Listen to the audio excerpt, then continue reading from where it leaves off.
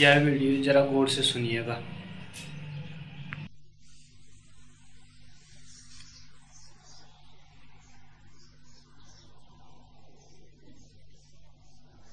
पहला प्रश्न, मैं क्या करूं? कैसे प्रार्थना करूं? कैसे अर्चना करूं? प्रार्थना क्रिया नहीं, कर्म नहीं है।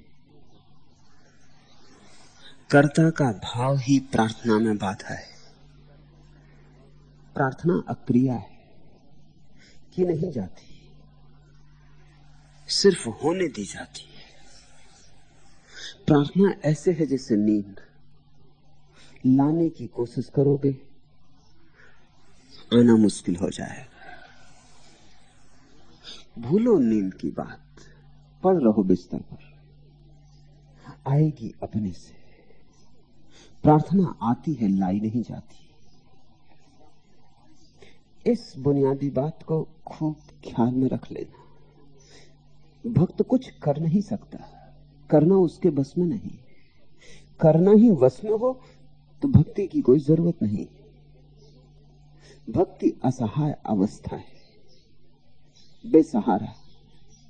जब व्यक्ति अपने को पाता है अब मेरे किए कुछ भी ना होगा, कुछ भी ना होगा, मेरा सारा करना गिर गया, हार गया, मेरा कर्ता पुछ गया, मिट गया, वैसी शून्य अवस्था में जब करने को कुछ भी नहीं सोचता, आंखें अपने आप आंसुओं से भर जाती, वही प्रार्थना है। वे आंसू ही फूल हैं चढ़ाने योग्य। रुदन उठेगा, गान भी उठेगा, मगर तुम्हें खींच खींच के लाना नहीं, उठने देना है। तुम्हारे भीतर से उमंगेगी प्रार्थना, जैसे वृक्षों में पत्ते निकलते हैं और फूल खिलते हैं, ऐसे तुम्हारे प्राणों में पत्ते खिलेंगे, फूल खिलेंगे, तुम हरे हो उठोगे, कोई गीत जन्मेगा, कोई एक कड़ी गूंजेगी। वही मंत्र है जो दूसरे ने दिया, वह मंत्र नहीं। जो तुमने पाया, जो तुम्हें मिला, जो परमात्मा से मिला, वह मंत्र है। तुम पूछते हो मैं क्या करूं? करना छोड़ो। किए किए खूब भरमे, कर करके खूब भटके, करने के कारण ही भटके। अब जागो, अब एक बात समझो कि तुम्हारे किए कुछ भी ना होगा। जैसे सांस अपने से चलती, तुम थोड़ी चलाते हो। खून अपने से बहता, तुम थोड़ी बहाते हो। हृदय अपने से धड़कता, तुम थोड़ी धड़काते हो। सब अपने से हो रहा है, तुम अपने को बीच में मत लाओ। तुम हट जाओ, तुम रास्ता दे दो। तुम गिर पड़ो, तुम मिट जाओ। तुम करने की बात ही विस्मरण कर दो, और तब तुम एक दिन अचानक पाओगे होने का जन्म हुआ। फिर प्रार्थना कैसी होगी कहना कठिन है, प्रत्येक की अलग अलग होगी। किस ढंग की सुगंध तुम्हारे भीतर उठेगी, कैसे पत्ते खिलेंगे, कैसे फूल, सब पौधे अलग हैं। किसी पर गुलाब खिलेगा, किसी पर चंपा, किसी पर चमेली, मगर एक बात समान होगी, खिलावट होगी। उस खिलावट का नाम प्रार्थना है। तुम पूछते हो क्या करूं, कैसे करूं? प्रार्थना की कोई विधि नहीं। प्रेम की कहीं विधि हुई? जहां विधि आई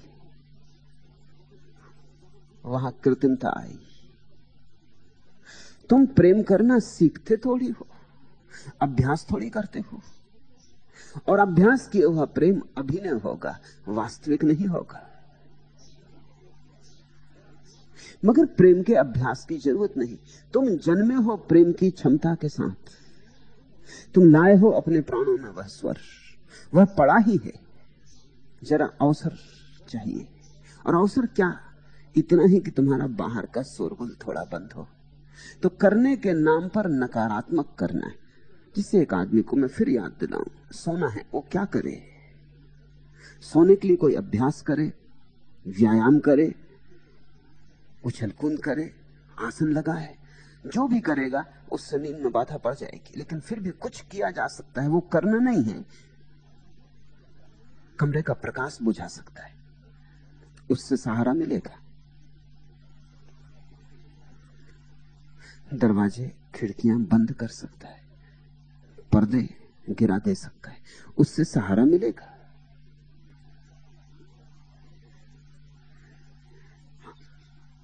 विश्राम की अवस्था के लिए अंधेरा उपयोगी है।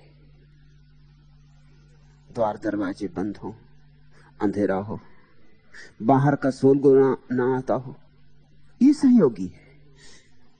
मगर नींद तो अपने से घटेगी। ऐसी ही प्रार्थना है, तुम बाहर के शोरगुल से थोड़ा अपने को निश्चिंत कर लो। 24 घंटे में एक घड़ी खोज लो, द्वार दरवाजे बंद कर दो, बैठ जाओ, भूलो जगत को, प्रतीक्षा करो अज्ञात की, धैर्य रखो। आज नहीं होगा, कोई चिंता नहीं। आज नहीं खोद पाए कुआं, थोड़ी ही दूर तक गए, थोड़ी मिट्टी पत्थर निकाला, मगर फिर भी काम शुरू हो गया, कुआं खुदना शुरू हो गया। कल थोड़ा और खुदेगा, परसों थोड़ा और खुदेगा, एक दिन तुम पाओगे जलधार फूट गई। जल्दबाजी ना करो। मैं तुम्हारी व्यथा समझता हूं। भावाकुल मन की कौन कहे मजबूरी, बोल उठी है मेरे स्वर में तेरी कौन कहानी, कौन जगी मेरी ध्वनियों में तेरी पीर पुरानी, अंगों में रोमांच हुआ क्यों कोर नैन के भीगे, भावाकुल मन की कौन कहे मजबूरी। किसी दिन आंखें भीग जाएंगी, कोर नैन के भीगे,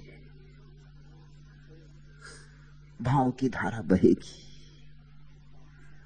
यद्यपि उस धारा को तुम विधि मत कहना, क्योंकि वो प्रत्येक की भिन्न होगी, अलग अलग होगी।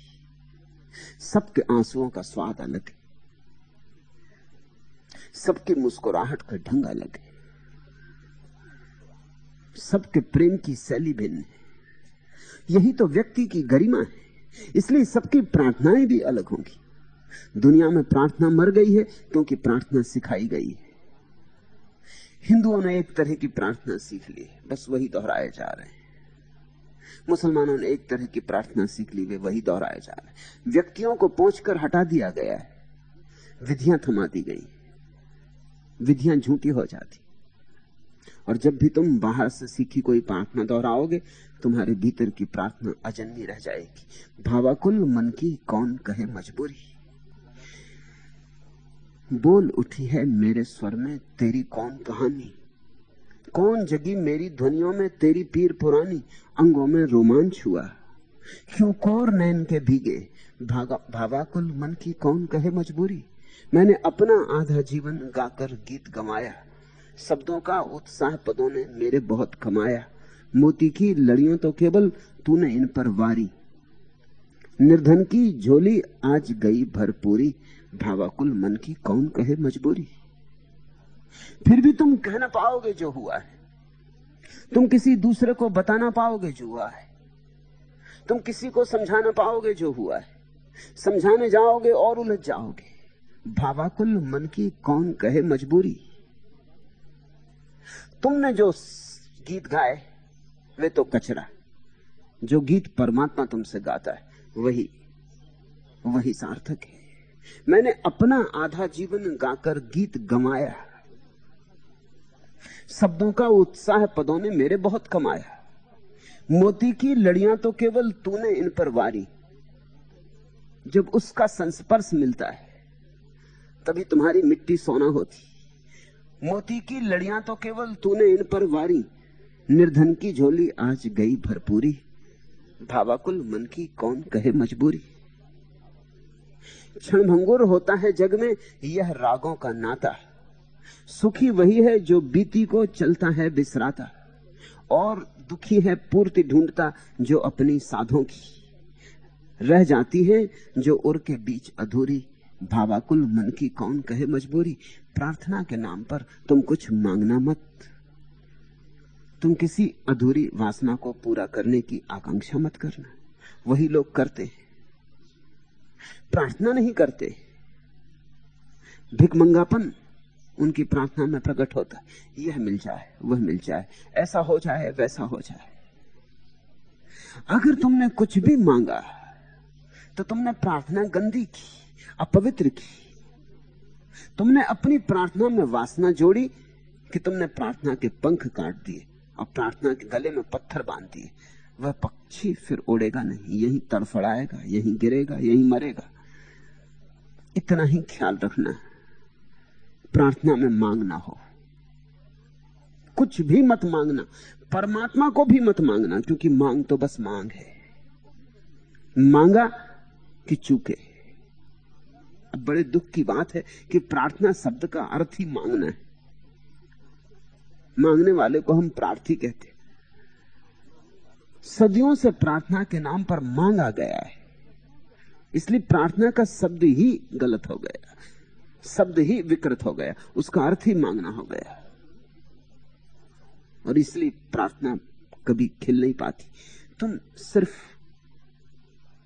किसी उन्मेष में आंदोलित होना, किसी उमंग में डोलना, मांगना कुछ भी मत।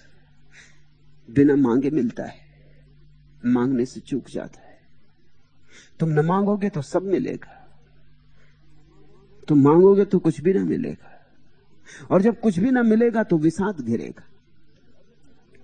और जब बिन मांगे मिलता है, प्रसाद बरसता है, तो आह्लाद का जन्म होता है।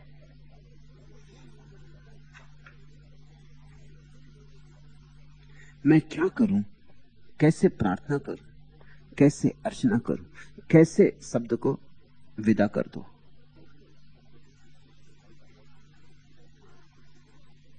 तुम निष्क्रिय में गति करो, बैठ रहो घड़ी भर, ना सोचो कि क्या करना है, बैठ रहो घड़ी भर।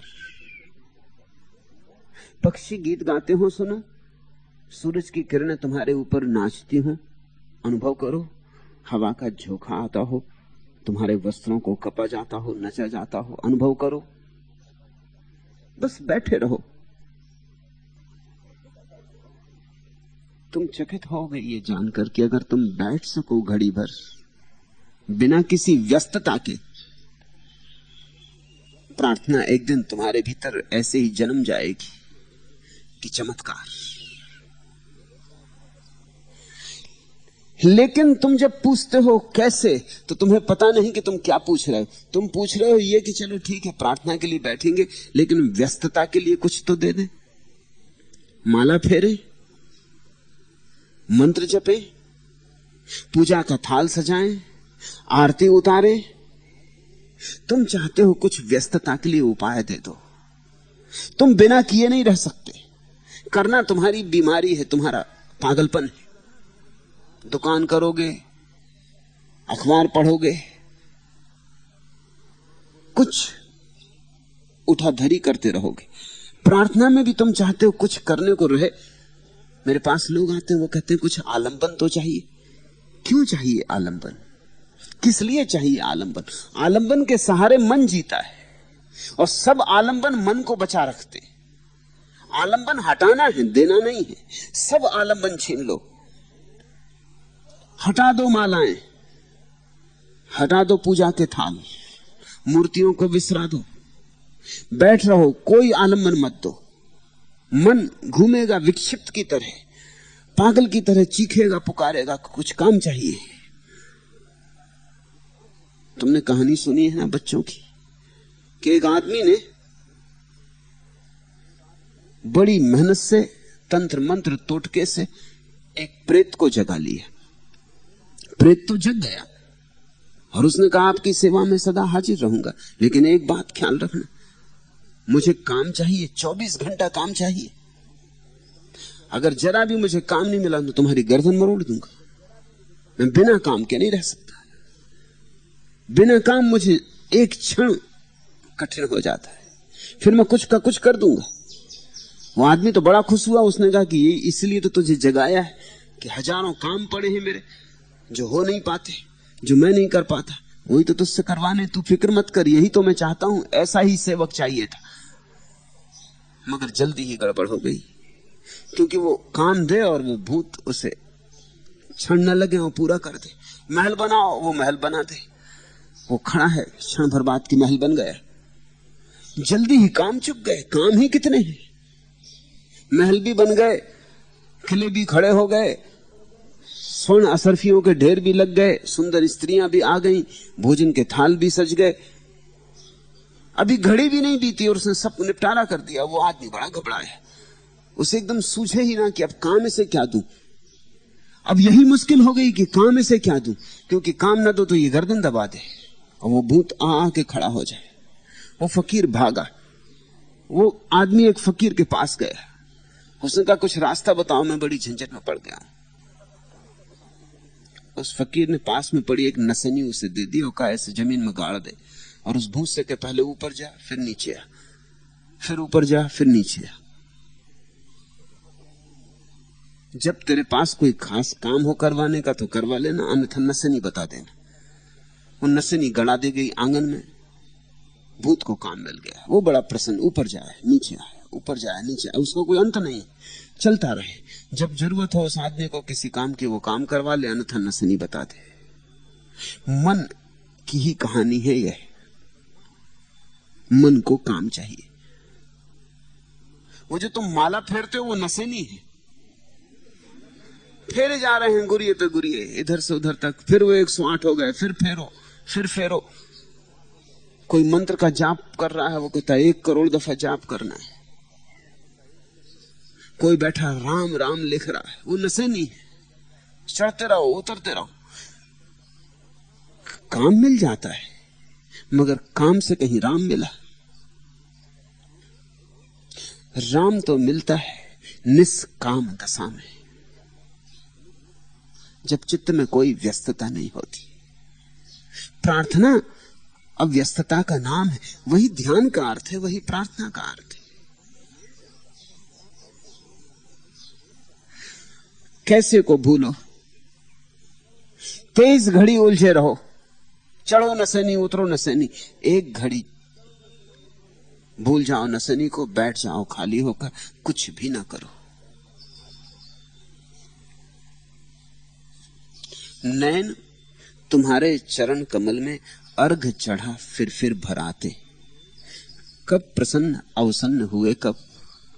है कोई जिसने यह जाना, नहीं तुम्हारी मुख मुद्रा ने सीखा इसका भेद बताना। ज्ञात मुझे पर अब तक मेरी पूर्ण नहीं पूजा हो पाई। नैन तुम्हारे चरण कमल में अर्घ चढ़ा फिर भराते, यह मेरा दुर्भाग्य नहीं है जो आंसू की धार बहाता। कस उसको अपनी सांसों में अब तो मैं संगीत बनाता और सुनाता उनको जिनको दुख दर्दों ने अपनाया है। मेरे ऐसे यत्न तुम्हारे पास भला कैसे आ पाते। नैन तुम्हारे चरण कमल में अर्घ चढ़ा फिर भराते।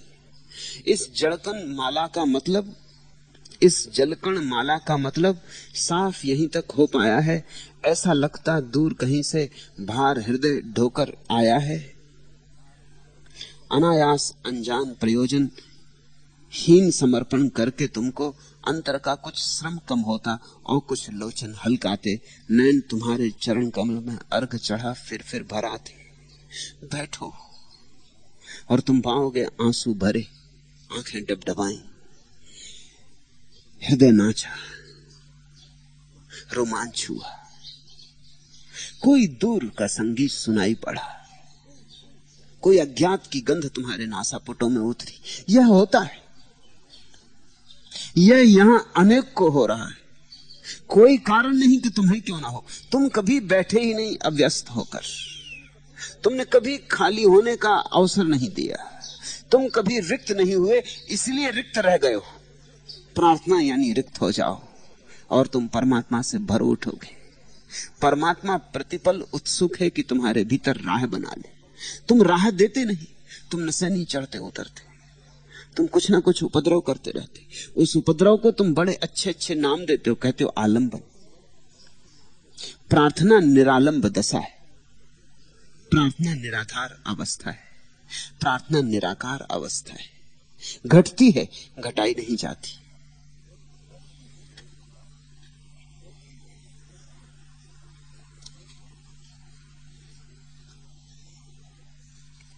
दूसरा प्रश्न, मैं तो आपको पूर्ण मानता हूं और संत भी, लेकिन आपने कहा ना मैं पूर्ण हूं और ना संत। इससे मुझे बड़ा सदमा लगा, मैं रात भर सो भी ना सका। सदमा लगाना मेरा धंधा है। नींद तुम्हारी रात में ही ना टूटे, दिन में भी टूटे, ऐसी मेरी आकांक्षा है। नींद टूट ही जाए।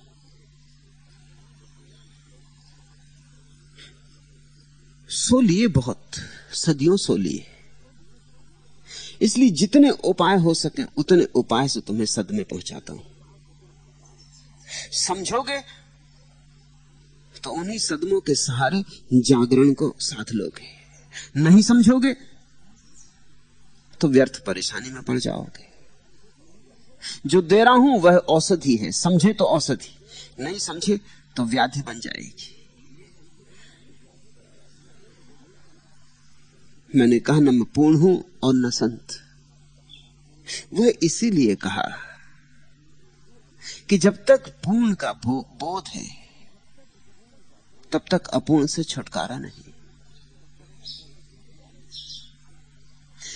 ये तो द्वंद्व का ही खेल है, पूर्ण अपूर्ण, संत असंत, साधु असाधु, पाप पुण्य, भला बुरा, ये सब द्वंद्व का ही खेल है। पहुंच गया जो, वह ना तो पूर्ण होता ना अपूर्ण होता, वह ना तो संत होता ना असंत होता, वह ना तो शुभ होता ना अशुभ होता। पहुंच गया जो, जाना जिसने, जागा जो, वह अचानक पाता है कि सारे द्वंद्व विसर्जित हो गए। अब द्वंद्व कहां? इस निर्द्वंद अवस्था को ही मैं भगवत्ता कहता हूं। भगवत्ता उन थोड़े से शब्दों में से एक है जिसका विपरीत नहीं। संत भी भगवत्ता में है, असंत भी भगवत्ता में है, लेकिन असंत ने असंत से अपना तादात्म्य कर रखा है और संत ने संत से अपना तादात्म्य कर रखा है। दोनों ने अपनी भ्रांतियां बना ली। ऐसा समझो कि तुम हो तो नग्न, नग्न तुम्हारा स्वभाव है, फिर किसी ने एक ढंग के वस्त्र पहन रखे, सुंदर बहुमूल्य हीरे जवाहरात जड़े, और उसने इन्हीं वस्त्रों के साथ अपना तादात्म्य कर लिया और वो सोचता है मैं यही हूं, यह सुंदर वस्त्र, ये बहुमूल्य वस्त्र। और फिर किसी ने दीन दरिद्र वस्त्र पहन रखे, भिखमंगे के, उसने उनसे अपना तादात्म्य बना लिया है कि मैं यही वस्त्र हूं, मैं यही दीन दुख दारिद्र। दोनों अपनी परम पवित्रता को, अपनी परम नग्नता को भूल गए। ऐसी ही दशा साधु असाधु की है। साधु सोचता है मैंने जो अच्छे कृत्य किए हैं वह मैं हूं, असाधु सोचता है मैंने जो बुरे कृत्य किए हैं वह मैं हूं। मगर दोनों कृत्यों से अपने को जोड़ रहे हैं। और तुम कृत्य नहीं हो, तुम कर्ता नहीं हो, तुम साक्षी मात्र हो। साक्षी के सामने अच्छा कृत्य बुरा कृत्य दोनों उसके सामने, वो उन दोनों के पार है। इसलिए साक्षी ना तो पूर्ण होता ना अपूर्ण होता, ना शुभ होता ना अशुभ होता। जब मैंने कहा कि मैं पूर्ण नहीं हूं तो मैं इतना ही कह रहा हूं कि मैं सिर्फ साक्षी हूं। साक्षी किसी अनुभव के साथ अपने को जोड़ता नहीं, अगर जोड़ ले तो कर्ता हो जाता है, पतन हो गया। ना तो साक्षी कह सकता है मैं दुखी हूं, ना कह सकता है मैं सुखी हूं। सुख दुख दोनों अनुभव है। ना तो साक्षी कह सकता है मैं अज्ञानी हूं, ना कह सकता है मैं ज्ञानी हूं, दोनों अनुभव है। साक्षी का अर्थ होता है अब कोई अनुभव की जकड़ ना रही, सब अनुभव दूर खड़े रह गए, सारे अनुभवों के बंधन टूट गए। फिर साक्षी को क्या कहोगे? पूर्ण कहोगे, संत कहोगे, असंत कहोगे? तुम बेचैन हो गए होगे क्योंकि तुम्हें साक्षी की कोई अनुभूति नहीं। लोग अपने ही अनुभव से अर्थ करते हैं, स्वाभाविक है। मैंने सुना एक स्त्री, बड़ी प्रसिद्ध गायिका थी, वह अपने जन्मदिन पर देर तक गीत गाती थी। एक बार वह रात को अपने जन्मदिन पर गाना गा रही थी, तो उसका गाना बहुत लंबा हो गया, मस्ती में डूब गई और गाती ही रही। आखिर जब वह गाना खत्म करने लगी तो उसके अंतिम बोल थे, यह कौन आया। उस समय प्रातःकाल के 4 बज रहे थे। बाहर से आवाज आई, दूध वाला आया जी। दूध वाले ने समझा, यह कौन आया, अपना अर्थ लिया। मैं एक घर में मेहमान था। उस घर के एक छोटे से बच्चे से मेरी दोस्ती हो गई। उससे मैंने पूछा कि तुझे पता है तेरी भाभी तुझे बार बार कहती लाला लाला लाला क्यों कहती। उसने कहा इसमें क्या कठिनाई, बिल्कुल सीधी बात, मैं उसे चीजें ला ला के देता हूं तो मुझे कहती ला ला। उसका अपना अर्थ है। प्रत्येक व्यक्ति का अपना तल है अर्थ करने का। मुझे सुनते वक्त तुम्हें बहुत सावधानी बरतनी पड़ेगी। मैं तुमसे वह कह रहा हूं जो तुम्हारे अनुभव में अभी नहीं, इसलिए तुम्हें बड़ी अड़चने भी हो सकती हैं। एक दूसरे मित्र ने इसी तरह का प्रश्न पूछा है, वह भी इसी संदर्भ में समझ लेना उचित है। आपने हिंदू धर्म और अन्य धर्मों को बेकार और पागलपन कहा है। गुरु तेग बहादुर, गुरु गोविंद सिंह ने हिंदू धर्म की रक्षा के लिए कुर्बानियां दी, यहां तक कि अपने बच्चों तक को शहीद करवा दिए। क्या यह पागलपन था? इस तरह से आप हमारे गुरुओं की निंदा कर रहे। पूछा है निहाल सिंह पंजाब ने।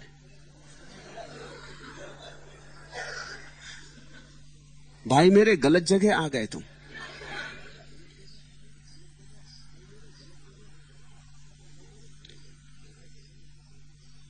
तुम नाहक पंजाबियों की बदनामी करवाओगे। ऐसे ही बदनामी बहुत है। तुम्हारी समझ का तल है। गुरु तेग बहादुर ने, गुरु गोविंद सिंह ने हिंदू धर्म की रक्षा के लिए कुछ भी नहीं किया, कभी कुछ नहीं किया। अगर कुछ किया तो धर्म के लिए किया, हिंदू धर्म से कुछ लेना देना नहीं। जिन्होंने जाना है उनके लिए हिंदू, मुसलमान, ईसाई, इनमें फर्क नहीं रह जाता। जिन्होंने जाना है उनको भी अगर ये विशेषण मूल्यवान रह जाएं तो उन्होंने जाना ही नहीं। ये विशेषण तो ऊपर की खोले हैं, इनके भीतर का असली राज। धर्म तो एक है,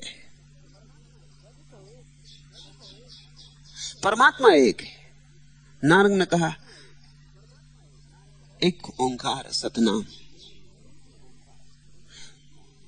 लेकिन अनेक भाषाएं हैं, आदमियों के अनेक रास्ते हैं उस परमात्मा तक पहुंचने के, अनेक विधि विधान हैं, अनेक लोगों की अनेक शैलियां हैं। उसके कारण हजार विश्लेषण हो गए, हजार विशेषण हो गए।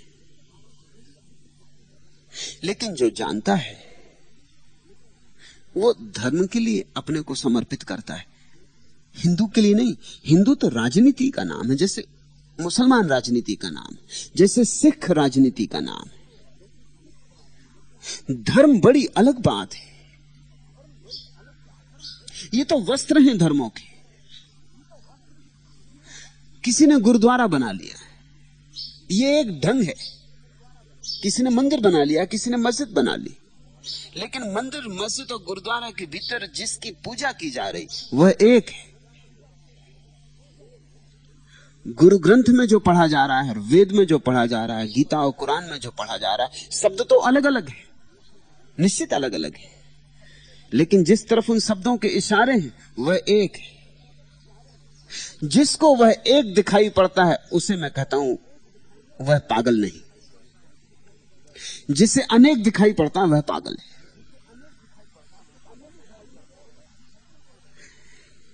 हिंदू धर्म में 2 शब्द हैं, हिंदू और धर्म।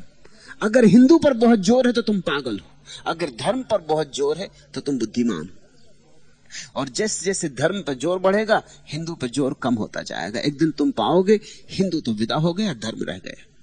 अगर हिंदू पर बहुत जोर दिया तो तुम पाओगे धर्म तो धीरे धीरे विदा होने लगा, हिंदू रह गए, हिंदू रह गया। एक दिन तुम पाओगे धर्म समाप्त हो गया, हिंदू बचा। हिंदू धर्म दो दिशाएं खोल रहा है, एक धर्म की और एक हिंदू की। अगर हिंदू का राह पकड़ी तो राजनीति में पड़ जाओगे, कहीं जाके समाप्त होगे, वो राजनीति होगी। अगर धर्म की राह पकड़ी तो अध्यात्म में उतर जाओगे, कहीं पहुंच जाओगे एक दिन, वहां हिंदू नहीं बचेगा, मुसलमान नहीं बचेगा, ईसाई नहीं बचेगा। तो तुम मेरी बात नहीं समझ पाते, तुम कुछ का कुछ समझ लेते हो।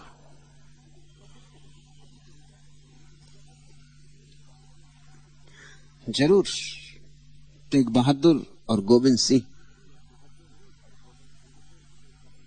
कुर्बानियां दिए, लेकिन ये कुर्बानियां हिंदू की शरण में नहीं, ये कुर्बानियां उस परमात्मा के लिए। जान पर खेलते हैं अहले वफा, आस की दिल लगी नहीं होती।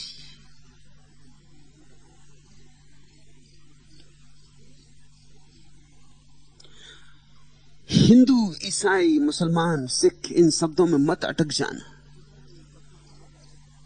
अन्यथा तुम्हारी हालत ऐसी हो गई कि दवा तो भूल गए, बोतल को पकड़ लिया, फिर बोतल को लिए लगाए रखो छाती से, कुछ हल होने वाला नहीं है।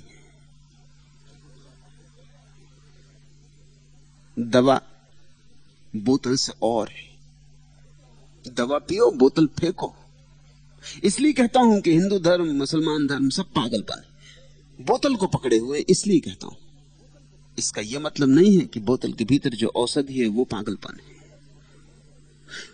बोतल से औषधि तुम्हें अलग दिखाई पड़ने लगे, इसकी मैं पूरी चेष्टा कर रहा हूं। तुम भूल ही गए औषधि को, तुम बोतल में भटक गए हो।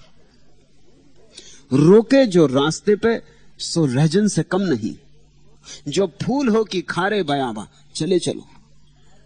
बोतलों ने तुम्हें रोक लिया, विशेषणों ने तुम्हें रोक लिया, शब्दों ने तुम्हें रोक लिया है। रोके जो रास्ते पे सो रहजन से कम नहीं। और जो भी तुम्हें रोक ले चीज, तुम्हारी बढ़ती से, तुम्हारे विकास से, सागर तक पहुंचने से जो भी अटका दे, उसे दुश्मन जानना। मंदिर रोक रहा है, मस्जिद रोक रही है, पंडित रोक रहा है, मौलवी रोक रहा है, जो भी रोके उससे छूटना। तुम्हें सागर खोजना है। देखते हो, तुम तो काशी जाते हो बहुत, गंगा काशी में रुकती? तुम जिसके लिए काशी जाते हो वो काशी में नहीं रुकती, वो भागी जा रही, उसे सागर तक पहुंचना है। काशी से गुजर जाती, काशी में रुक नहीं जाती, नहीं तो गंगा डबरा हो जाती। तुम्हें भी काशी से गुजर जाना है, और काबा से भी, और कैलाश से भी सागर तक पहुंचना है, परमात्मा को पाना है। हां, कभी कभी ऐसी मन की दशा होती, जब तुम अज्ञानी होते हो, तब ठीक है, मंदिर का भी उपयोग कर लेना, मस्जिद का भी उपयोग कर लेना, गुरुद्वारा का भी उपयोग कर लेना, मगर वहां अटक मत जाना। इतनी याद बनी ही रहे कि ये साधन है, साध्य नहीं। जिसने साधन को साध्य समझा उसे मैं पागल कहता हूं। लेकिन मेरी भाषा और तुम्हारी भाषा में फर्क होना स्वाभाविक है, इसलिए तुम्हें अड़चन हो जाएगी। तुम्हें लग रहा है कि तुम्हारे गुरुओं की निंदा हो गई, और मैं जो कह रहा हूं वो वही कह रहा हूं जो तुम्हारे गुरुओं ने कहा था। अगर वे गुरु थे तो मैं वही कह रहा हूं जो उन्होंने कहा था। अगर उन्होंने जाना था तो मैं जानकर कह रहा हूं। शब्द अलग होंगे, ढंग अलग होंगे। और ख्याल रखो, ये पाठशाला नहीं, ये विश्वविद्यालय। यहां काखागा की बात मत करो, फिर तुम कहीं और खोजो। और छोटी छोटी पाठशालाएं हैं जहां काखा गा से शुरू होता है, जहां पढ़ाया जाता है गा गधा का, गा गणेश जी का, वहां तुम जाओ। यहां हम सब गधे और सब गणेश जी को छोड़कर आगे बढ़ रहे हैं। यहां उनके लिए जगह है जो काशी छोड़कर सागर तक जाने की तैयारी रखते हैं। जो कहें काशी कैसे छोड़े, काशी तो पवित्र भूमि, तो डबरे बन जाएंगे। तुम्हें बहुत बार अड़चन होती है, मैं जानता हूं। कुछ कहानियां तुमसे कहूं, क्योंकि निहाल चंद पंजाब से हैं, कहानियां शायद समझ लें।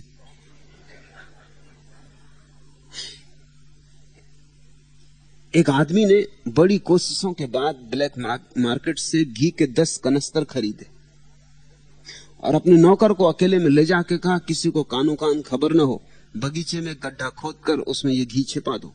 थोड़ी देर बाद नौकर वापस आया और बोला, साहब आपने कहा था, सो गड्ढा खोदकर घी तो छिपा दिया, अब इन खाली डब्बों का क्या करूं?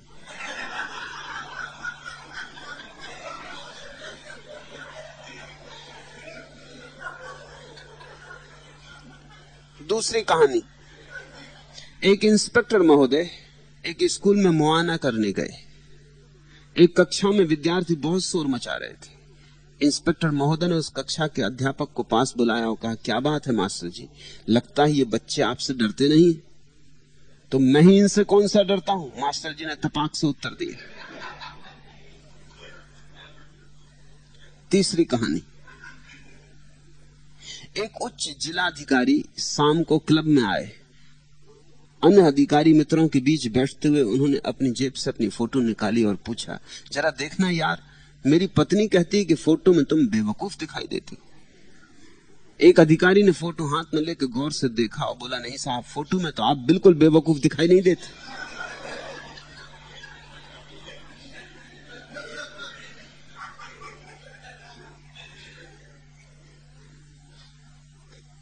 हमारे समझ के तल होते।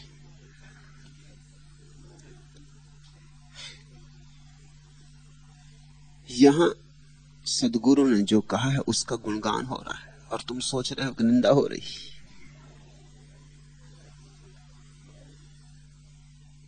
तुम अपनी कृपाण इत्यादि लेके मत आ जाना कि यहां सदगुरुओं की निंदा हो रही।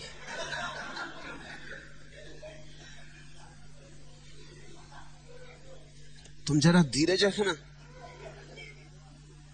तुम कहीं चिल्ला मत देना, वाह गुरु जी का खालसा, वाह गुरु जी की फतेह।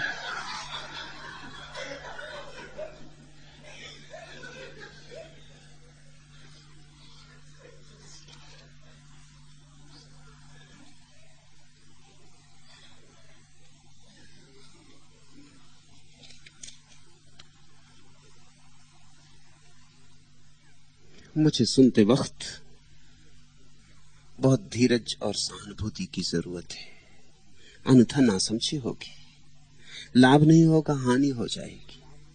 तुम कुछ लेने आए हो, बिना लिए चले जाओगे, खाली हाथ चले जाओगे और तुम ही जिम्मेवार होगे। मैं तुम्हारी झोली पूरी भर देने को तैयार हूं, लेकिन कम से कम तुम्हें मेरे साथ थोड़ा धैर्य रखना होगा। तुम्हें मेरे रंग ढंग समझने होंगे, तुम्हें मेरी भाषा से थोड़ी पहचान बनानी होगी। एक साहित्यिक डॉक्टर अपने रोगी से बोला, रात्रि को निद्रा देवी आई थी क्या? अपड़ रोगी बोला, क्या मालूम साहब, मैं तो बीने जानू भी कौनी, और दूसरा मैं तो सूत्यो था। क्या मालूम साहब, मैं तो जानता भी नहीं, और दूसरी बात मैं सो रहा था, मैं निद्रा देवी आई कि नहीं क्या पता।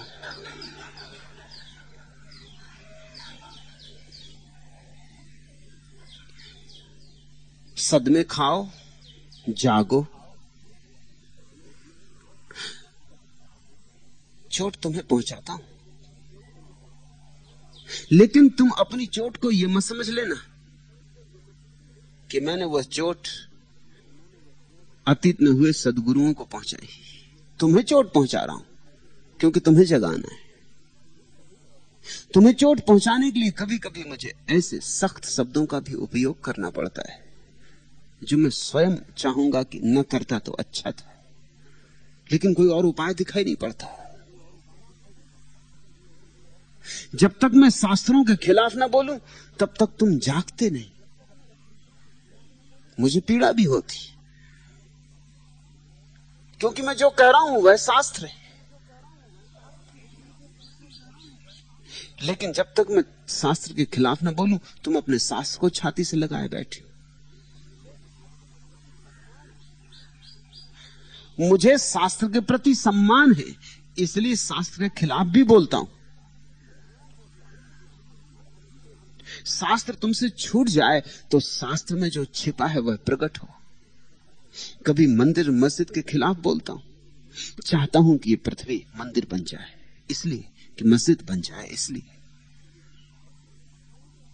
कभी तुमसे कहता हूं कि छोड़ दो सब ये हिंदू मुसलमान ईसाई सिख जैन बौद्धों की बकवास, क्योंकि तुम व्यर्थ में उलझ गए हो, सार्थक भूल ही गया है। ये बकवास छूट जाए तो तुम्हें सार्थक दिखाई पड़ जाए। वह सार्थक वही है जो नानक ने कहा, कबीर ने कहा, बुद्ध ने कहा, महावीर ने कहा। वह दूसरा हो ही नहीं सकता। मैं लाख उपाय करूं तो भी तुमसे कुछ ऐसा नहीं कह सकता जो पहले जानने वालों ने नहीं कहा है। सब कहा जा चुका है, लेकिन अब तुम्हारे हाथ में अंगार नहीं है, राख है। और यह भी मैं जानता हूं कि राख अंगार से ही पैदा होती, कभी अंगार रहा होगा। जब नानक ने अपनी बात कही तो उसमें अंगार था। जिन्होंने झेली थी वे अद्भुत लोग थे। तुम वे नहीं हो आज जो अपने को सिख कहते हैं, तुम नहीं झेल पाते नानक को। जिन्होंने झेली थी वे अद्भुत लोग थे।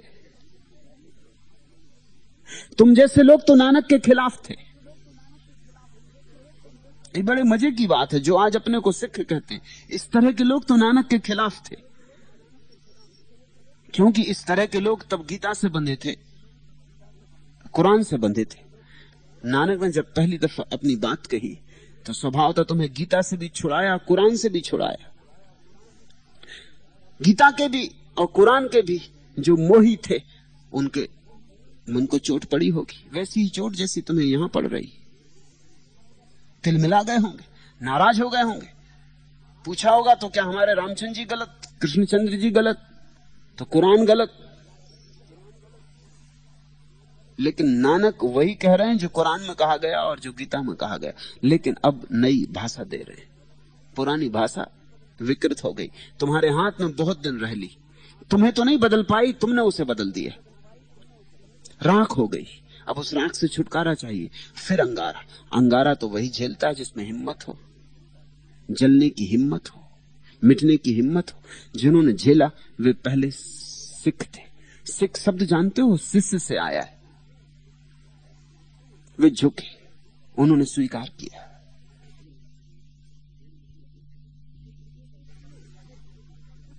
फिर पीछे जो सिख हुए वो तो सिर्फ पैदाइशी सिख है, अब मजबूरी है। ऐसे अनेक सिखों को मैं जानता हूं, छुटकारा चाहते हैं केस से भी, दाढ़ी से भी, मगर अब क्या करें। सिख घर में पैदा हुए तो खींचना पड़ता है, परंपरा है। लेकिन शिष्यत्व तो कहीं भी नहीं है, अब राख ही राख रह गई। अब अगर नानक फिर आए तो तुम उनसे राजी ना हो सकोगे। और मैं तुमसे जो कह रहा हूं वो वही कह रहा हूं जो नानक फिर आए तो तुमसे कहेंगे।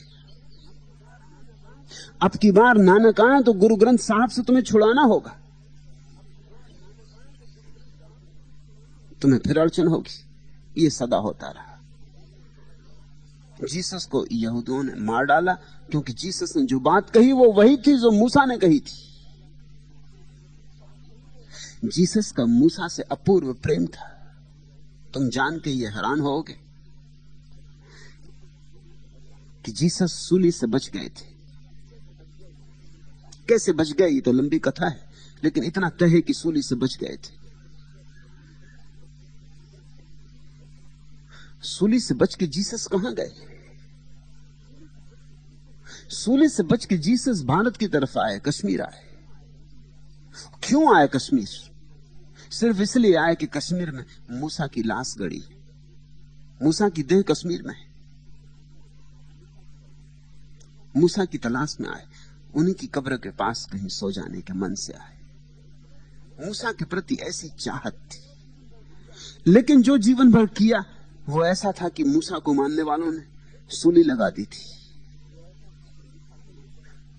सूली में कुछ व्यवस्था बन गई, जीसस बच सके। जिस आदमी ने सूली दी, जो गवर्नर जनरल था, वो चाहता नहीं था कि सूली दे।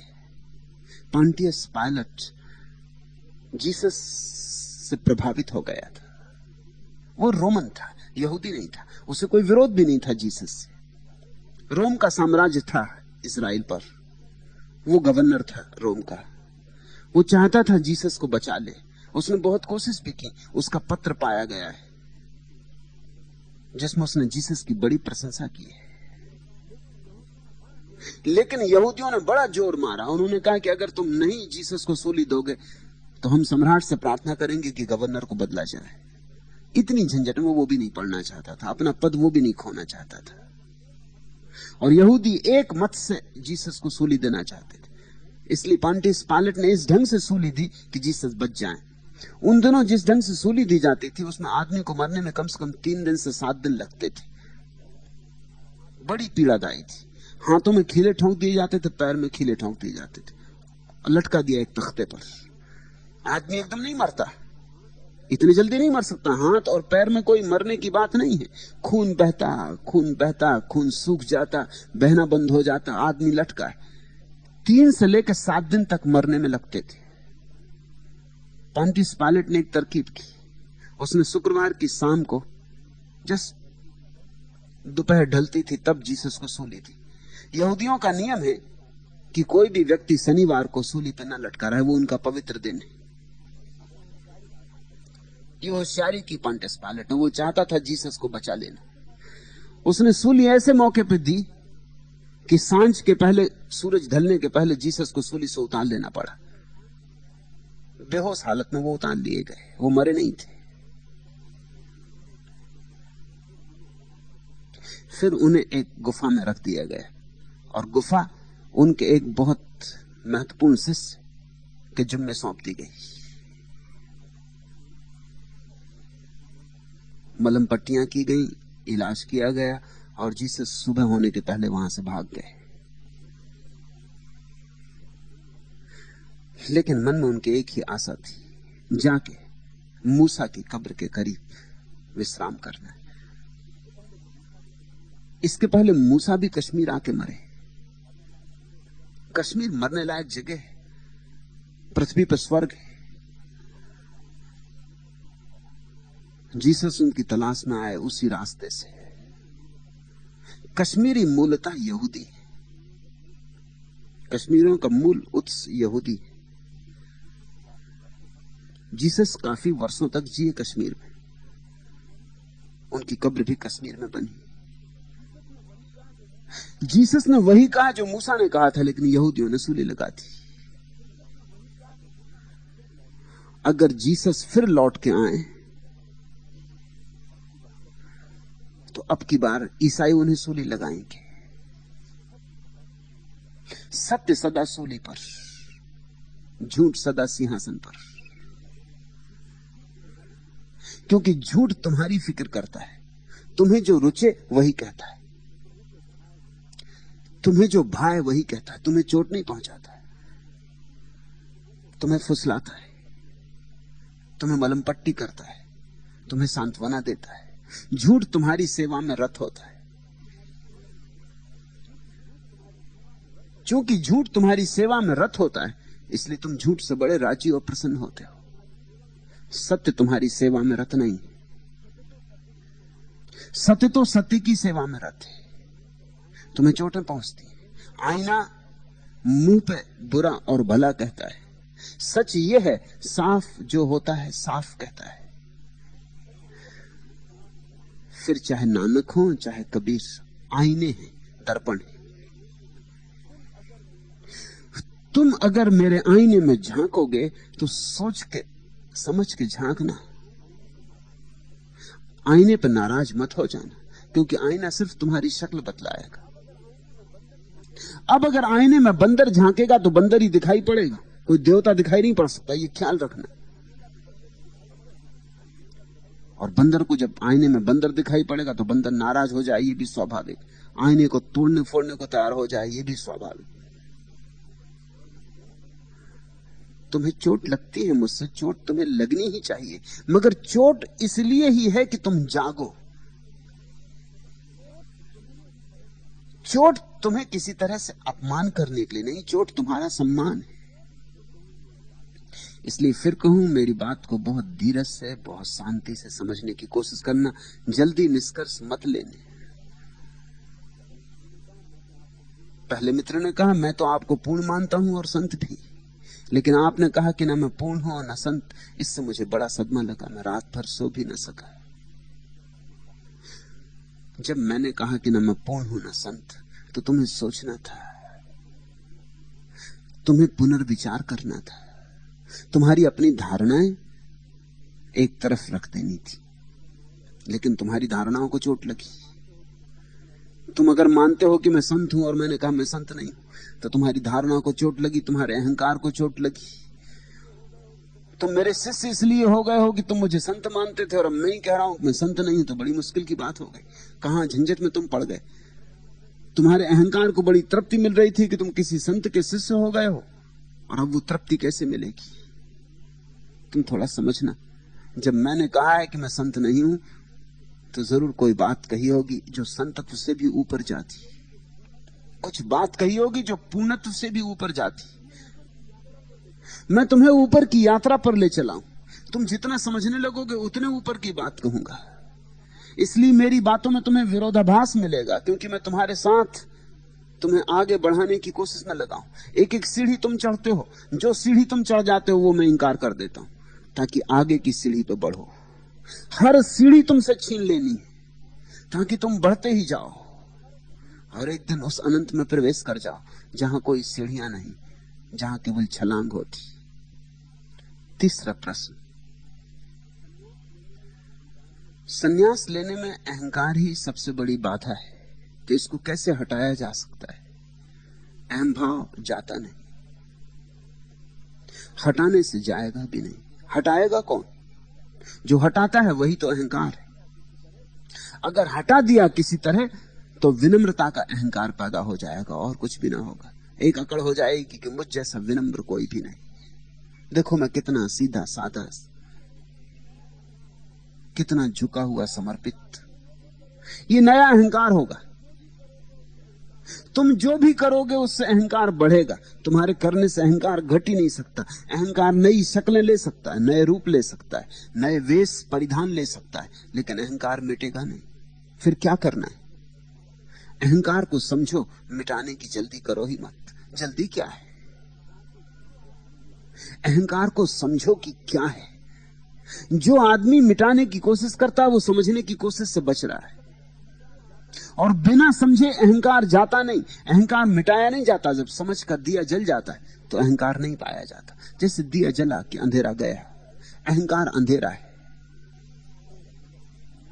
तुम पूछते हो संन्यास लेने में अहंकार सबसे बड़ी बाधा है, तो इसको हटाया कैसे जा सकता है? हटाने का तो मतलब यह हुआ कि तुम मानते हो कि अहंकार कुछ है। अहंकार कुछ भी नहीं, भ्रांति है। इसको हटा नहीं सकते। भ्रांति को कोई कैसे हटाएगा? समझो, राह पर तुमने एक रस्सी पड़ी देखी और तुम्हें अंधेरे में दिखाई पड़ा कि सांप है, और किसी ने तुमसे कहा कि व्यर्थ भागे जा रहे हो। कहां भागे जा रहे हो? वहां कोई सांप माप नहीं, मुझे भली भांति पता है, मैंने दिन के उजाले में देखा, रस्सी पड़ी। सच तो यह कि मैंने ही फेंकी। तुम मेरी बात का भरोसा करो, वहां कोई सांप माप नहीं। तुम कहते हो अच्छा मान लिया कि सांप नहीं, मगर अब सांप को हटाया कैसे जाए? तो मैं बंदूक लेने जा रहा हूं कि तलवार उठाने जा रहा हूं,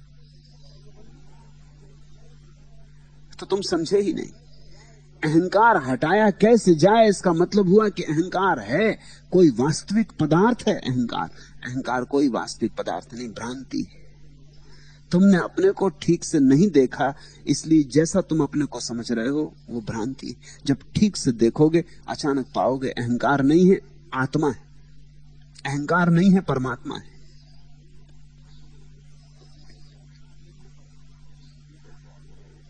इस जिंदगी को गौर से समझने की कोशिश करो।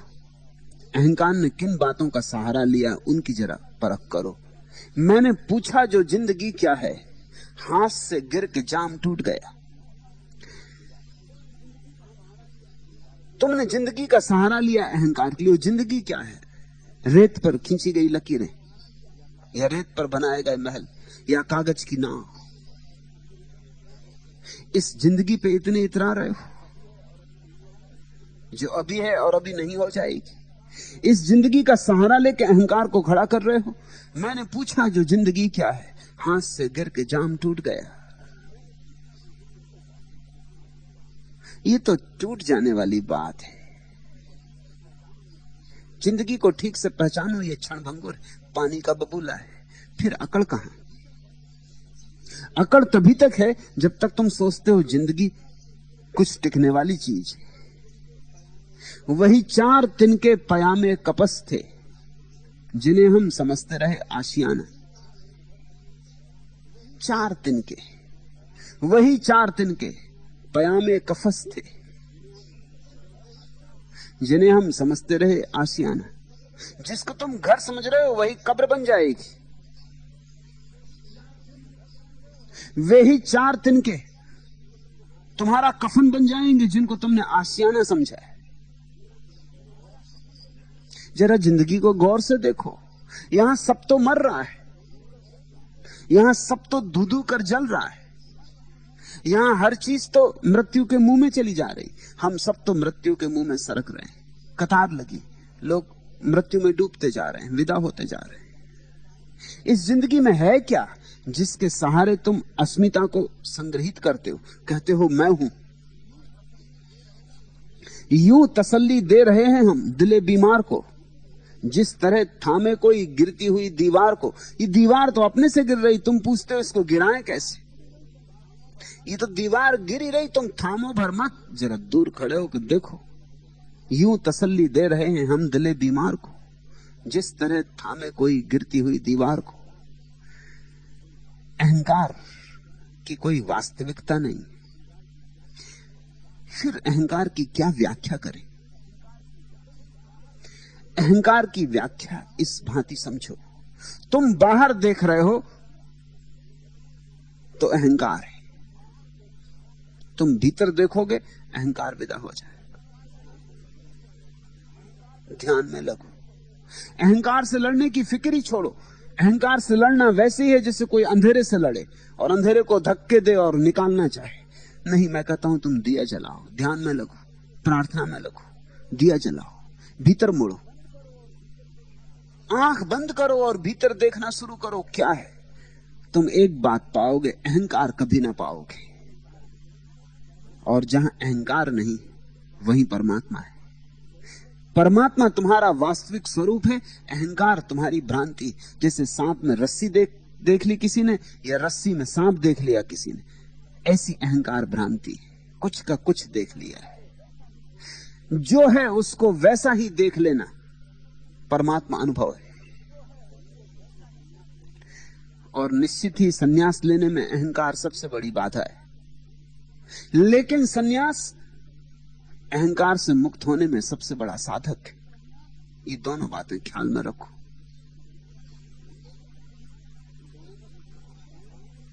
इन दोनों में से चुनो। ये दोनों संभावनाएं खुलती। अगर तुम सन्यास की तरफ झुकने लगे तो अहंकार से मुक्त होने लगोगे। अगर तुम अहंकार की तरफ झुकने लगे तो सन्यास लेना कठिन होता जाएगा। इसलिए मैं कहता हूं अहंकार बाधा है। इसका यह मतलब नहीं कि जब अहंकार तुम्हारा मिटेगा तब तुम सन्यास ले सकोगे। ये चुनाव है।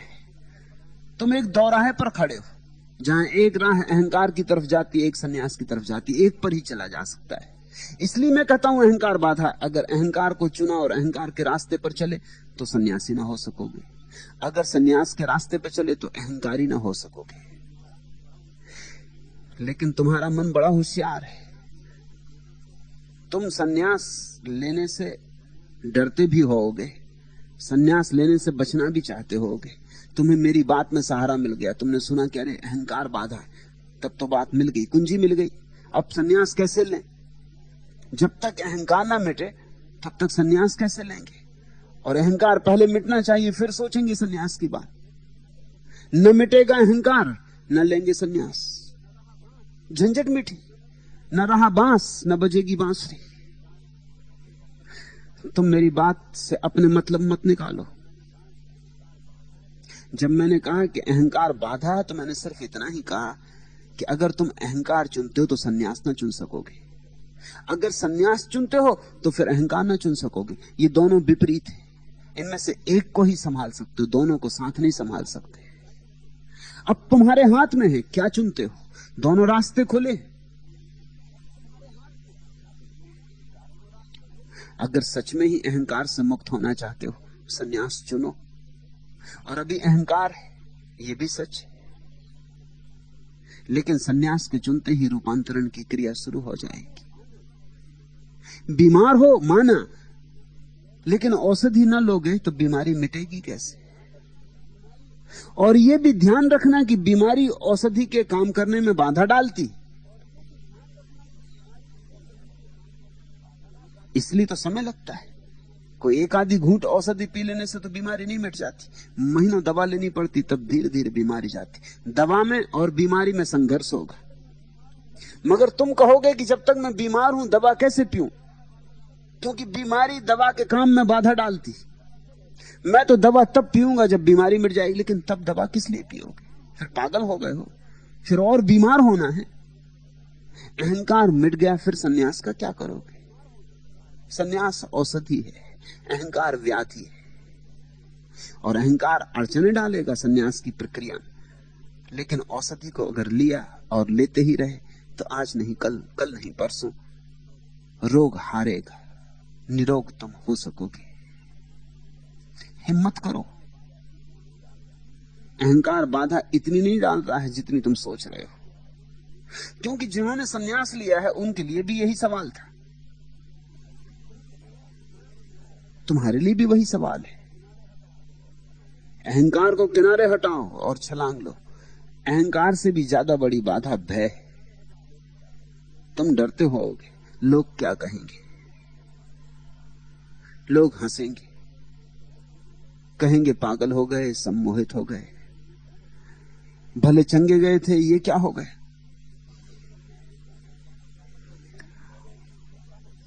सत्संग करने गए थे, ये क्या हो गए?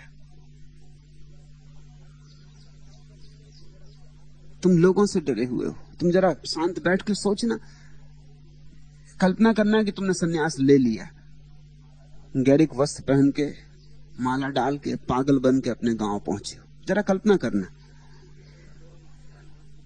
स्टेशन पे उतरे हो, स्टेशन मास्टर पूछता है अरे क्या हो गया? कुली हंसता है कि भाई ये कैसे कपड़े पहन लिए, ये तो कुलियों के कपड़े, ये तो हम पहनते, आपको क्या हो गया? टांगा वाला नीचे से ऊपर तक देखेगा, आप ही हैं क्या पूछेगा। अच्छे भले गए थे 10 दिन पहले, अब क्या हुआ? और मन कहने लगे क्या करें, स्टेशन जाके कपड़े बदल लें, क्योंकि अभी तो बस्ती की शुरुआत भी नहीं हुई, अभी तो सारा गांव चौंकेगा, अभी तो भीड़ इकट्ठी हो जाएगी बाजार पहुंचते से, लोग 1000 तरह की सलाह देंगे। लोग सलाह तो मुफ्त देते, जिन्हें कुछ स्वाद नहीं है सन्यास जैसी किसी बात का, कोई अनुभव नहीं, वो भी कहेंगे कि क्या किया। जिनको तुम सलाह देते थे वो तुम्हें सलाह देने आएंगे। जरा आज बैठ के 2 घड़ी इसकी पूरी कल्पना करना, फिर पत्नी मिलेगी घर, वो एकदम छाती पीट कर रोने लगेगी, क्योंकि वो सोचेगी हो गए सन्यासी। सन्यास की उसकी पुरानी धारणा है, सन्यासी हो गया मतलब स्त्री विधवा हो गई। वो छाती पीटने लगी, वो चूड़ियां फोड़ने लगी, वो कहेगा मामला खत्म हो गया। तुम लाख समझाओ कि ये और तरह का सन्यास है, वो कहेगी सन्यास भी कहीं तरह तरह के हुए।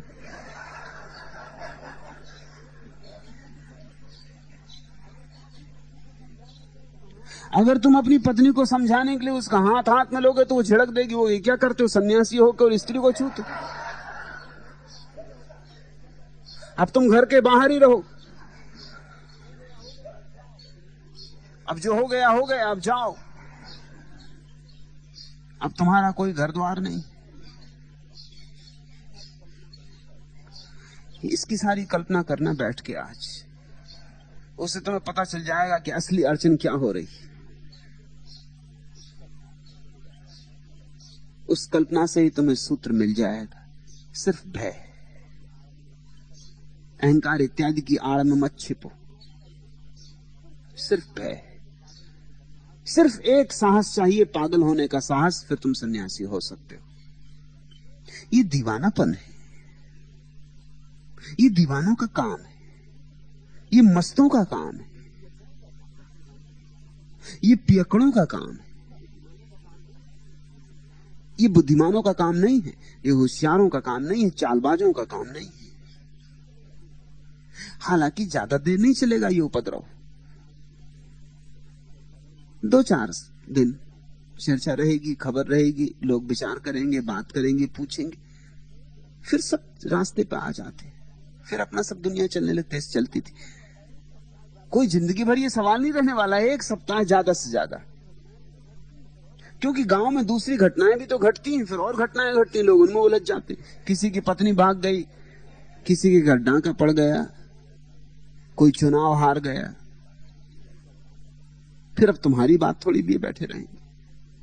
फिर 2-4-8 दिन बाद तुम्हें कोई फिक्र नहीं करेगा कि ठीक है, बात समाप्त हो गई, स्वीकार कर लिए जाओगे। तुम ख्याल रखना, तुम मर भी जाओगे तो भी लोग कितने दिन तुम्हारी बात करेंगे। तुम मर भी जाओगे तो कौन सा काम कितनी देर अटकेगा। रो धो के लोग निपट लेते हैं, फिर सब शुरू हो जाता है। लोगों को जीना है आखिर। अब तुम तो मर गए, तुम्हारा तो छुटकारा हुआ, उनको तो जीना है आखिर। दुकान भी खुलेगी, 2-4 दिन बंद रहेगी, फिर खुलेगी, कोई और चलाएगा।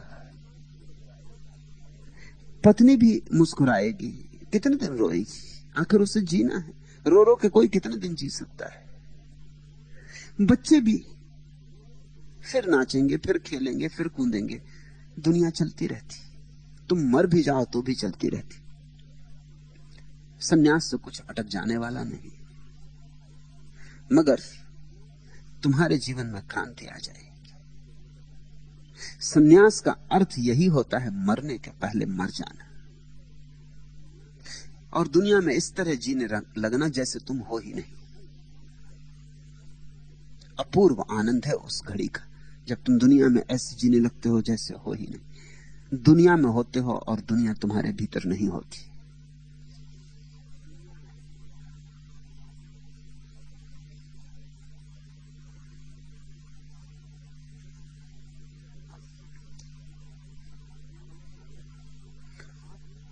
पांचवा प्रश्न, आप शास्त्र ज्ञान का विरोध क्यों करते हैं? क्योंकि शास्त्र ज्ञान ज्ञान नहीं है, इसलिए। ज्ञान तो स्वयं पाना होता है, उधार नहीं होता, इसलिए। तुम शास्त्र के बीच नहीं, तुम्हारे और शास्त्र के बीच जो घटता है वो स्मृति है, ज्ञान नहीं। और वही भेद साफ समझ लेना, स्मृति ज्ञान नहीं। शास्त्र कंठस्थ कर लिया तो तुम तोते हो गए। तुम ठीक ठीक दोहराने लगे गीता, तो भी तुम कृष्ण तो नहीं हो जाओगे गीता दोहराने से। तुम ये तो नहीं कहोगे कि अब मैं ठीक वही तो बोल रहा हूं जो कृष्ण ने बोला था। अब फर्क क्या रहा? मात्रा का भी भेद नहीं है।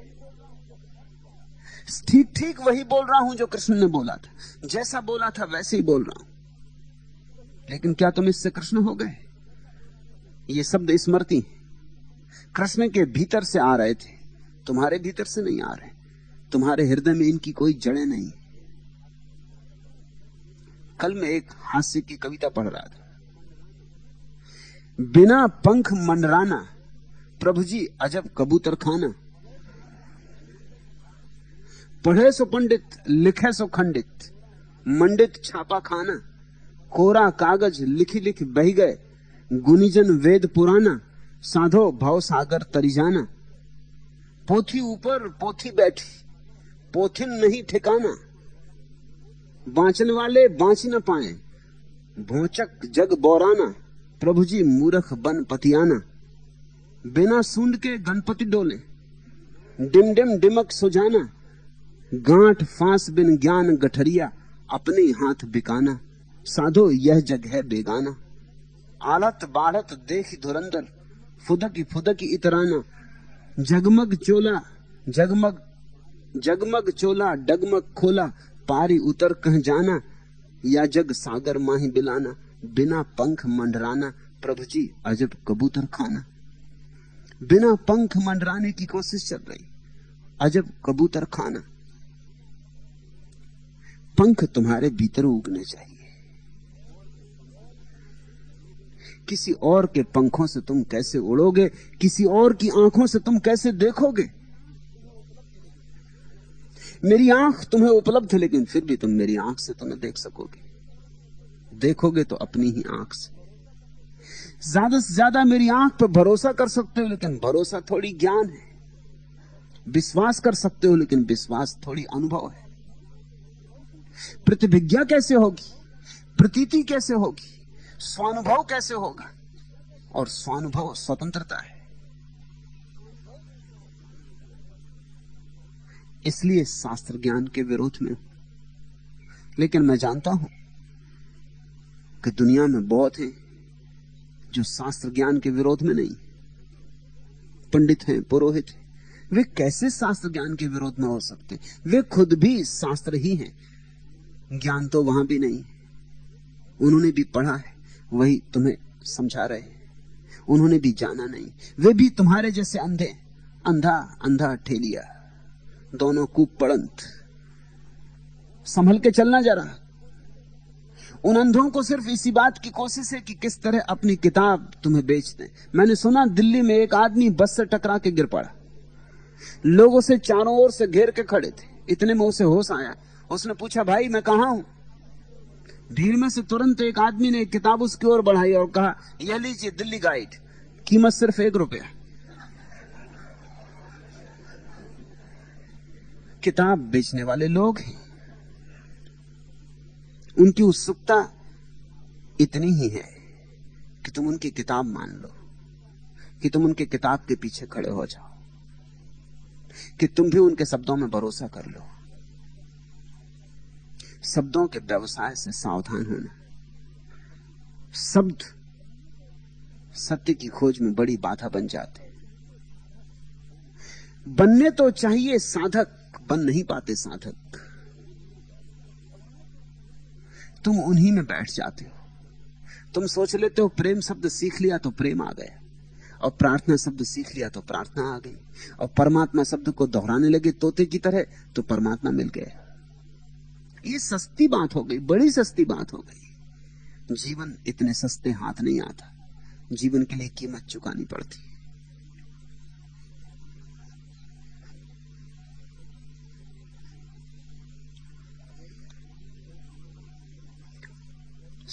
छठवां प्रश्न, गरीब जान के हमको न तुम भुला देना, तुम्ही ने दर्द दिया है, तुम ही दवा देना। दर्द में ही दवा है, दर्द के अतिरिक्त और कोई दवा नहीं। इसलिए तो मैंने तुमसे कहा कि विरह में मिलन छिपा है, आंसू में मुस्कुराहट छिपी है। अगर तुम हृदय पूर्वक रो सको तो मिलन हो जाए। तुम दर्द ही नहीं उठने देते, वही तकलीफ है, वही अड़चन है। तुम दवा की तलाश में हो, और दवा दर्द की गहराई में है। इसलिए तो तुमसे बार बार कहता हूं, रो, पुकारो, चीखो, तड़फो, मछली की तरह तड़फो, जैसे मछली को किसी ने सागर से खींचकर किनारे पर पटक दिया हो। तुम ऐसी ही मछली हो जिसका सागर खो गया है, और संसार की कड़ी धूप और गर्म रेत में तुम पड़े हो।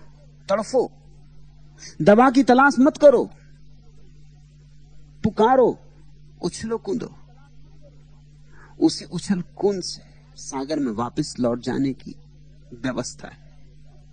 जिस दिन दर्द इतना गहरा हो जाए कि दर्द ही बचे और दर्द ही ना बचे, उसी दिन दवा हो जाती। दर्द का हद से गुजर जाना दवा हो जाना।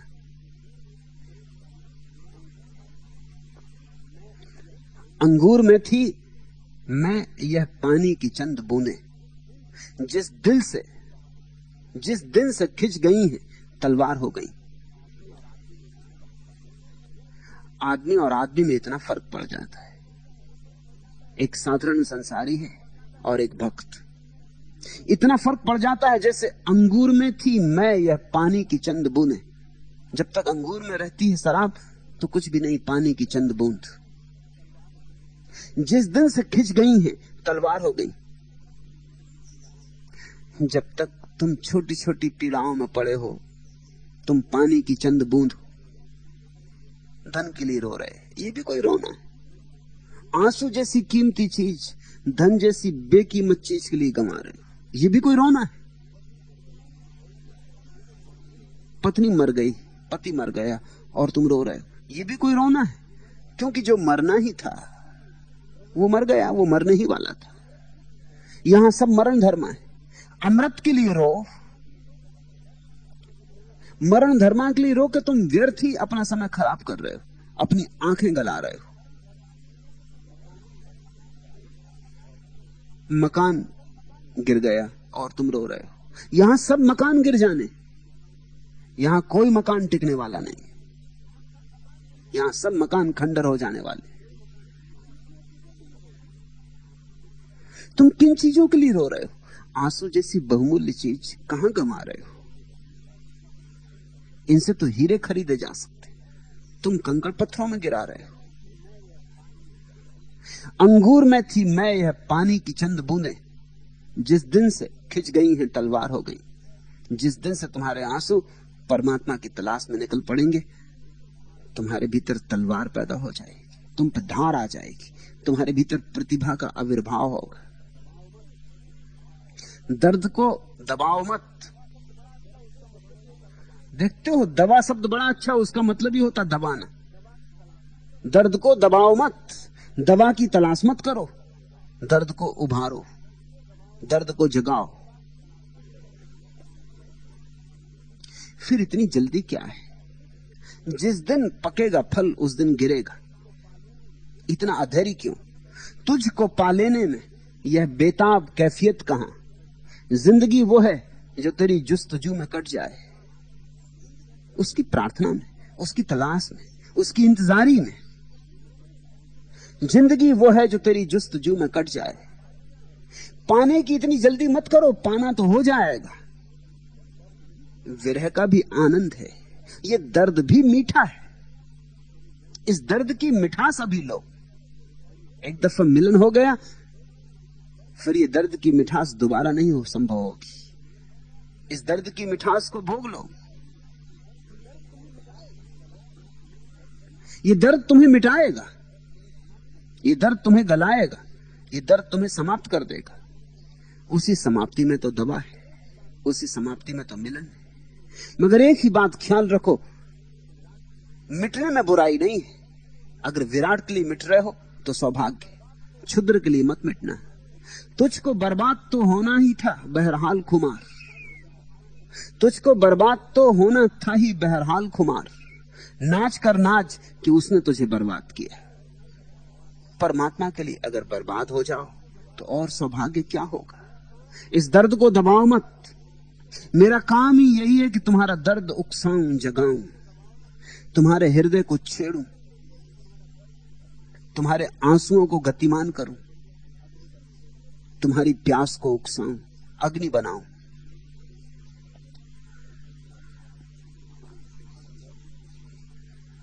जिस दिन तुम्हारा दर्द परिपूर्णता पर पहुंचेगा, उसी घड़ी, ठीक उसी घड़ी, एक क्षण की भी फिर देर नहीं होती, विरह का पूर्ण हो जाना मिलन की शुरुआत है।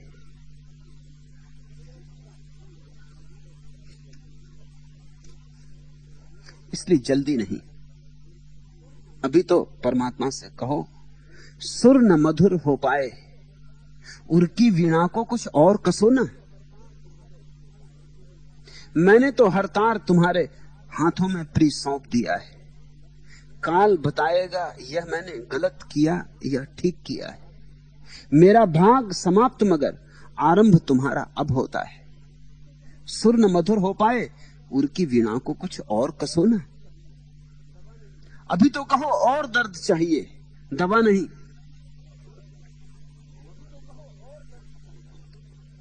और तड़फाओ। सुर न मधुर हो पाए उर की वीणा को कुछ और कसो ना। जगती के जय जयकारों की किस दिन मुझको चाह रही है। दुनिया के हंसने की मुझको कौड़ी भर परवाह नहीं, लेकिन हर संकेत तुम्हारा मुझे मरण जीवन। कुछ दोनों से भी ऊपर तुम तो मेरी त्रुटियों पर इस भांति हंसो ना। सुर न मधुर हो पाए उर की वीणा को कुछ और कसो ना।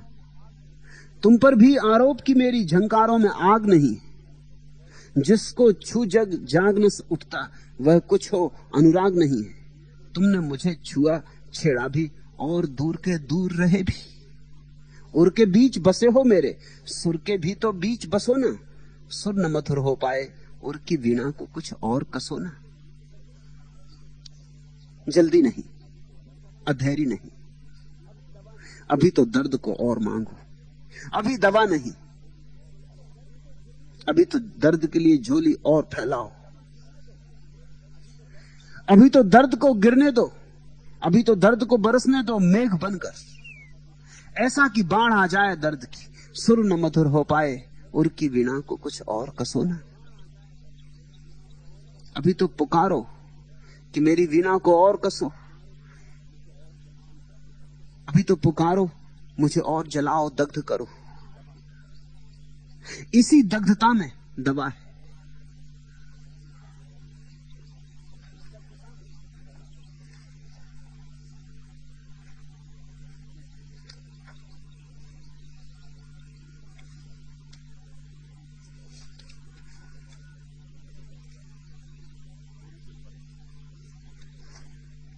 अंतिम प्रश्न।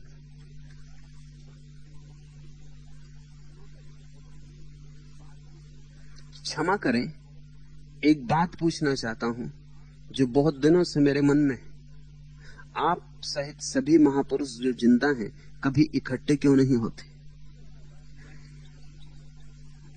जनता पार्टी बनानी?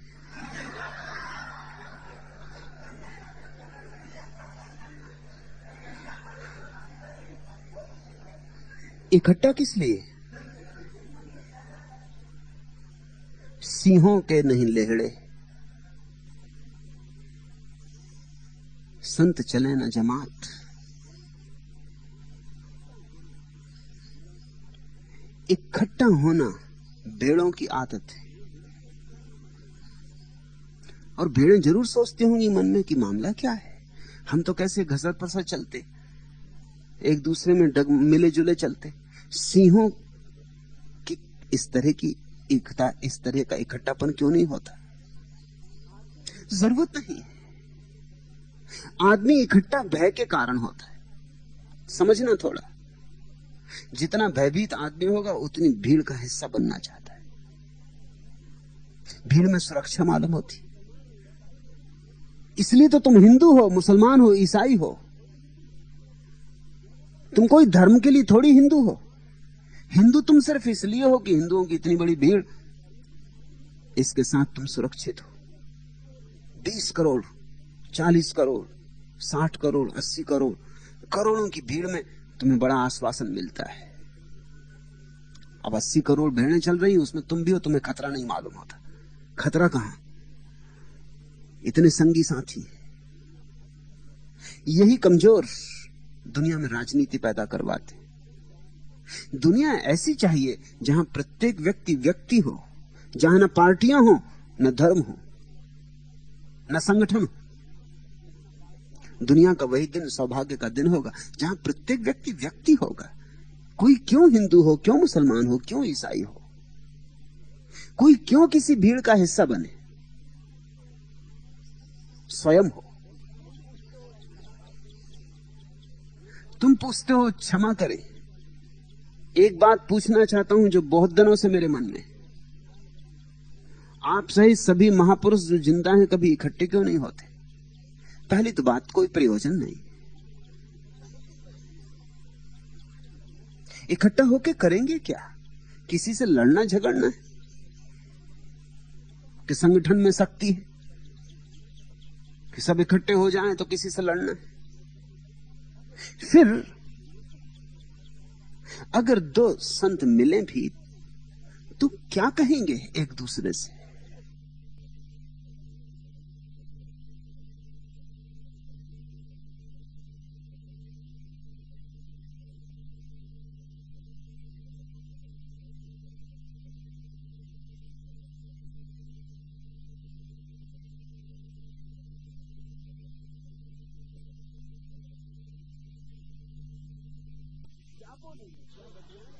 क्या बोलेंगे, क्या बतियाएंगे?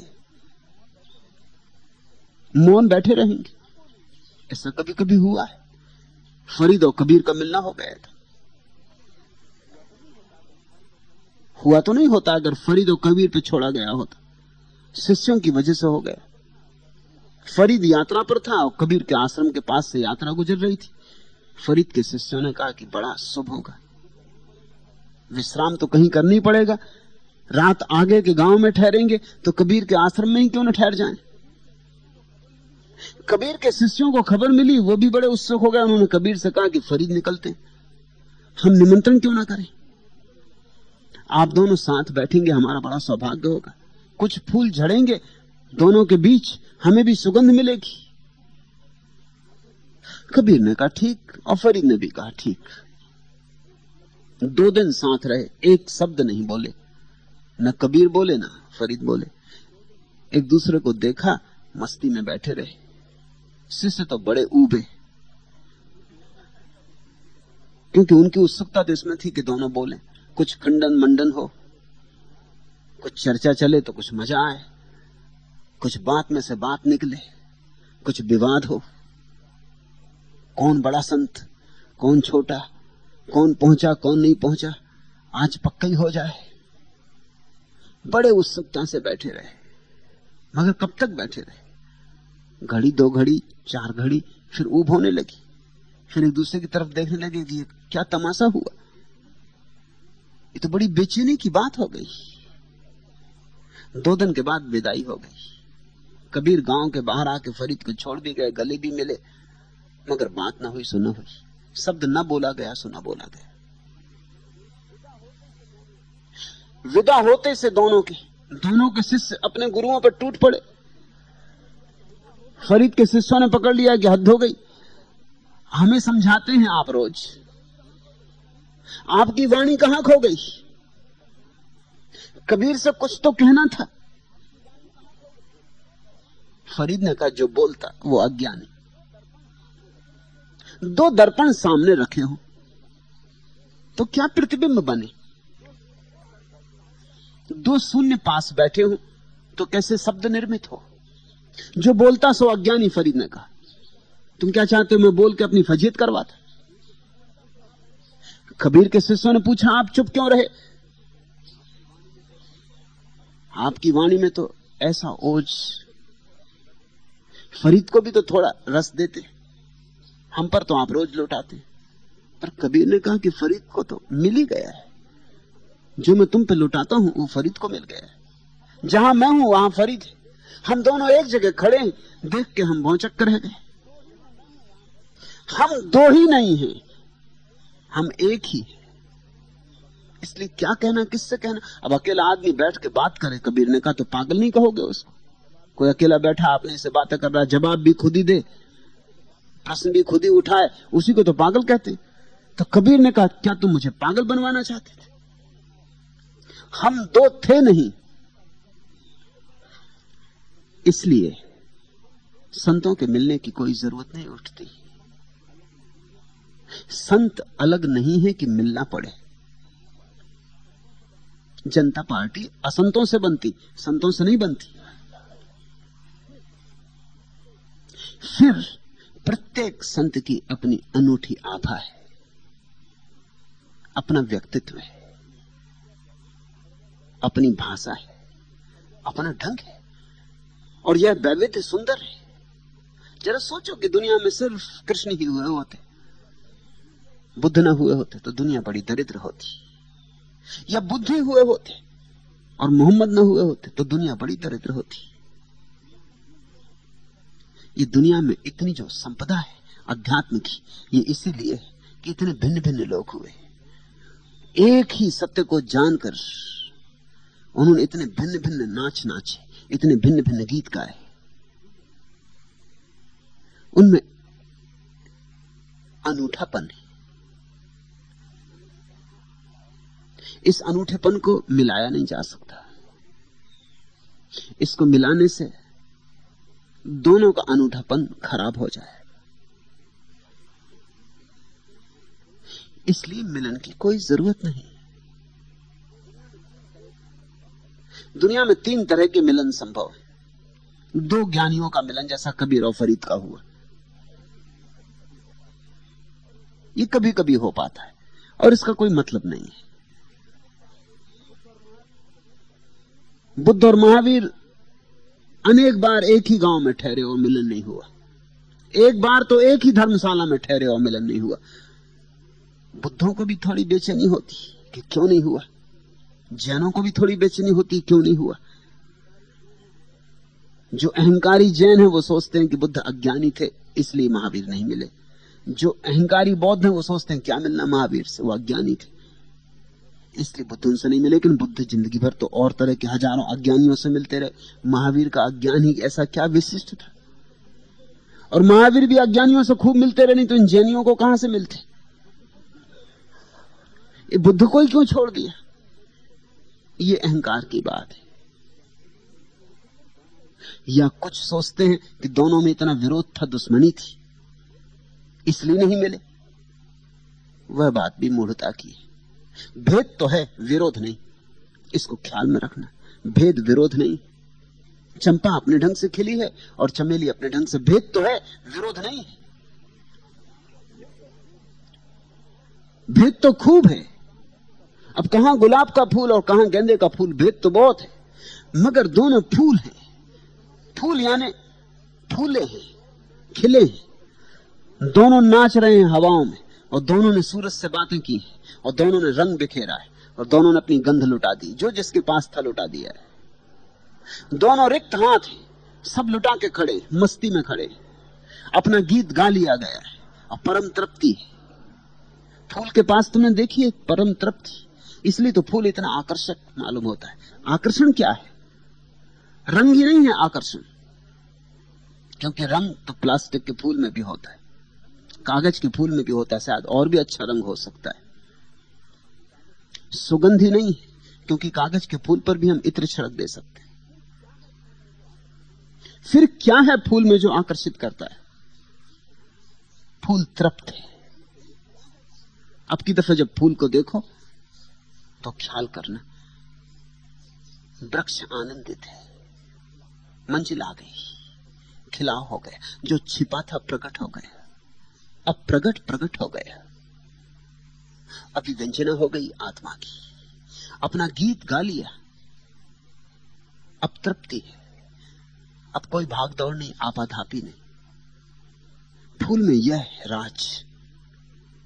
फिर फूल चाहे गेंदे का, चाहे गुलाब का, चाहे चमेली का, चाहे चंपा का, फिर चाहे फूल घास का और चाहे बड़ा कमल, कोई भेद नहीं पड़ता। भेद बहुत है, विरोध जरा भी नहीं। तो जो सोचते हैं महावीर और बुद्ध में विरोध था इसलिए नहीं मिले, वो गलत सोचते हैं। विरोध तो हो ही नहीं सकता। लेकिन भेद अज्ञानियों को बहुत बार विरोध जैसा मालूम पड़ता है। दोनों अपने अपना गीत गा रहे हैं, दोनों के गीत की शैली इतनी भिन्न है, भाषा इतनी भिन्न है, ढंग इतना भिन्न है कि स्वभावतः लगता है कि दोनों में कुछ विरोध है।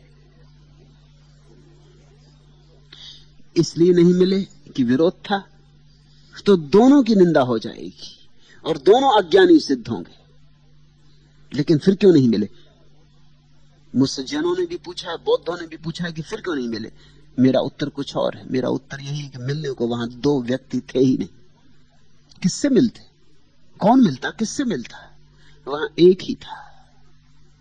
मिलन के लिए 2 चाहिए, उतनी दूरी भी नहीं थी। इसलिए नहीं मिले। नहीं मिलने का और कोई भी कारण नहीं।